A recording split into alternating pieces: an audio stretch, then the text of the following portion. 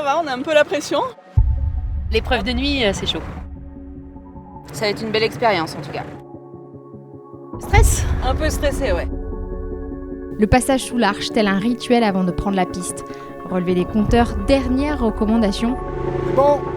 Et c'est parti pour une étape dans le noir complet. 5, 4, 3, 2, 1, go! J'ai un peu peur, on dit que si on est perdu là-dedans. En temps normal, des repères visuels sont indiqués sur le roadbook et servent à la navigation. C'est pas simple et puis le terrain est plus ou moins accidenté selon par où on passe là. On cherche une piste. Alors forcément, quand on progresse de nuit, ça complique l'affaire. Sauf qu'on la voit pas. Bon, on n'a pas de visibilité au loin. On va voir ce que ça donne. On a manqué un CP, donc on revient un peu, maximum 2 km avant de revenir pour pas en perdre vite. Dans ces conditions, difficile de se raccrocher à un indice. Les seuls repères sont les phares des autres véhicules, qui auraient plutôt tendance à induire en erreur. Là. On va les voir. On va les voir.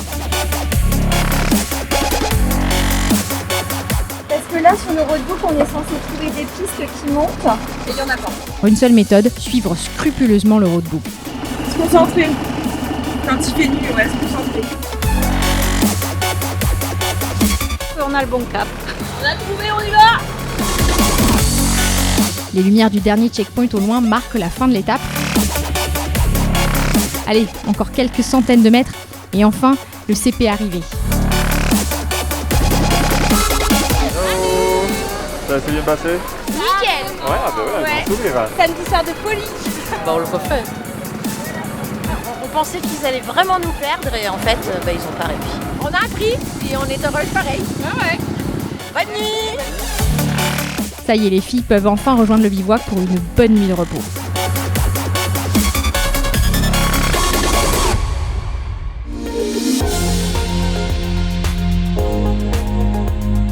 Bonjour et bienvenue au bivouac de Merzouga. Nous sommes dans le sud du Maroc. Hier, vous l'avez vu, les roses ont été confrontées à la nuit et elles s'en sont très bien tirées. Place maintenant à l'étape du jour qui fera la part belle à la navigation. Au programme, un peu plus de 133 km, 5 CP et pas moins de 21 CP virtuels viendront compliquer l'affaire. La spéciale s'appelle Wonder Woman. En piste.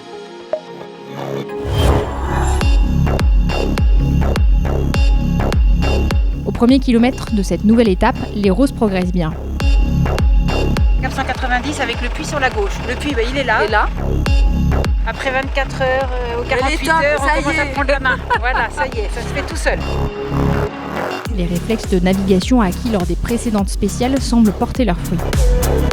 Pile poil. C'est grisant. On essaie d'optimiser pour gagner quelques mètres précieux. Elle gère. La pilote aussi, hein. Mais attention à l'excès de confiance. Pour cet équipage rendu au PK 45-4, il s'agit d'être vigilant. C'est une zone de checkpoint virtuelle. Si elle coupe, elle risque de le manquer. Le cap, il me dit d'aller là. Donc je pense qu'il faut que je prenne la piste. À mon avis, la piste, elle doit contourner et m'emmener au checkpoint virtuel là-bas. Le principe est simple. On va les remettre sur la case du virtuel. Au bivouac, le PC Course reçoit en temps réel la position de chaque équipage. Si l'un d'entre eux ne valide pas ses points de passage obligatoires, alors il perd des points au classement. Nous sommes de retour sur la piste. Nous atteignons le CP2 au PK 106.5. Ici, le tracé n'est pas évident. Et ce ne sont pas les équipages 700 et 704 qui nous contrediront. Le sable, c'est très compliqué parce qu'il y a une position à avoir. Dès qu'on perd la vitesse, c'est fini. Faire le trophée Rose des Sables en 4x4 n'est pas chose aisée, mais l'entreprendre en moto l'est encore moins.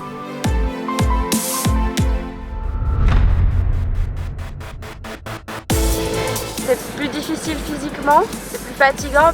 Cette catégorie difficile par nature attire toujours un grand respect de la part de l'ensemble des concurrentes. Le soleil au loin commence à baisser, encore quelques kilomètres, et enfin, la ligne d'arrivée. Génial. Franchement, mais on adore. On est au top, on est hyper fiers de nous. D'ailleurs, on va. On s'est surpassé. C'était vraiment bien, ouais.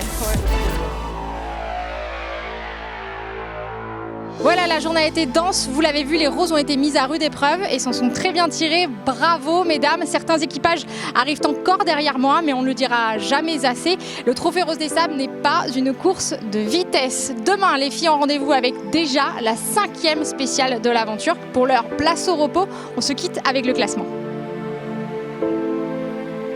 Les Canadiennes Caroline et Francesca sont toujours en tête, tandis que les Françaises Corinne et Sandrine de l'équipage 526 font leur montée sur le podium à la 2e place, talonnées par les Bordelaises Fabienne et Marie-Pierre. Mais les cartes pourraient bien être rebattues dès demain avec les boucles d'orientation et les très attendues dunes. Belle soirée.